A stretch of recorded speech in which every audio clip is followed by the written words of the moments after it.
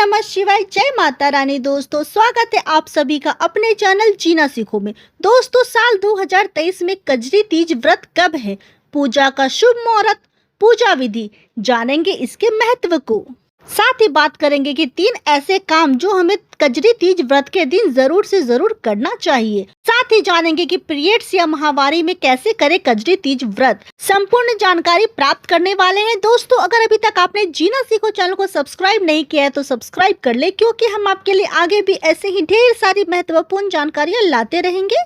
दोस्तों भाद्रपद माह के कृष्ण पक्ष की तृतीया तिथि को कजरी तीज व्रत रखा जाता है। इसे कजली तीज या सातुरी तीज के नाम से भी जाना जाता है। ये साल की बड़ी तीज में से एक है। कजरी तीज रक्षाबंधन के 3 दिन बाद आती है। इस व्रत में शिवजी और माता पार्वती की पूजा का विधान है। सुहागने पति की दीर्घ आयु, संतान के खुशहाली और परिवार के सुख के लिए इस दिन व्रत रखकर शंकर पार्वती की पूजा करती है। इस साल 2023 में कजरी तीज का व्रत 2 सितंबर 2023 दिन शनिवार को मनाई जाएगी। इसे बड़ी तीज के नाम से भी जाना जाता है। कजरी तीज में स्त्रियां शिव शक्ति की पूजा कर निमरी माता की आराधना करती है। उत्तर भारतीय राज्यों विशेषकर मध्य प्रदेश, राजस्थान, उत्तर प्रदेश में महिलाएं तीज उत्सव बहुत धूमधाम से मनाती है। पंचांग के अनुसार भाद्रपद माह के कृष्ण पक्ष की तृतीया तिथि 1 सितंबर 2023 दिन शुक्रवार को रात 11:50 पर शुरू होगी और अगले ही दिन 2 सितंबर 2023 दिन शनिवार को रात 8:49 पर इसका समापन होगा। पौराणिक कथा के अनुसार कजरी तीज का व्रत सबसे पहले माता पार्वती ने रखा था। इस व्रत को करने से दाम्पत्य जीवन में प्रेम और समृद्धि बनी रहती है। साथ ही कुंवारी लड़कियों को मनचाहा वर प्राप्त होता है। मान्यता है कि इस व्रत के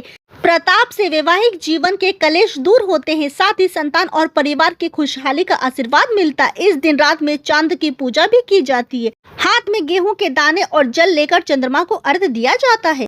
कजरी तीज व्रत पूजा विधि। कजरी तीज व्रत वाले दिन ब्रह्म मुहूर्त में उठकर स्नान आदि से निर्वित हो जाएं। इसके बाद पूजा स्थान को साफ करके वहां एक चौकी पर लाल रंग या पीले रंग का वस्त्र बिछाएं। माता पार्वती और भगवान शिव की मूर्ति स्थापित करें। यह मूर्ति वह मिट्टी के स्वयं बना सकते हैं या फिर बाजार से लाकर स्थापित कर सकती है। इसके बाद वे शिव गौरी का विधि विधान से पूजन करें, जिसमें वो माता पार्वती को सुहाग की 16 सामग्री अर्पित करें। भगवान शिव को बेलपत्र, गाय का दूध, गंगा जल और धतूरा अर्पित करें। इसके बाद शिव गौरी के विवाह की कथा सुने। रात्रि में चंद्रोदय होने पर पूजा करें और हाथ में चांदी की अंगूठी और गेहूं के दाने लेकर चंद्रदेव को जल का अर्घ्य दे। पूजा समापन होने के बाद किसी सौभाग्यवती स्त्री को सुहाग की वस्तुएं दान करके उनका आशीर्वाद ले और व्रत खोले। 3 ऐसे काम जो हमें कजरी तीज के व्रत के दिन जरूर करना चाहिए। पूजा स्थान छोटा सा तालाब बनाकर निमरी की पूजा करना चाहिए। उसके बाद दीपक के उजाले में नींबू, ककरी, नीम की डाली, नाक की नथ, साड़ी का पल्ला आदि देखे। इसके बाद चंद्रमा को अर्घ्य दे।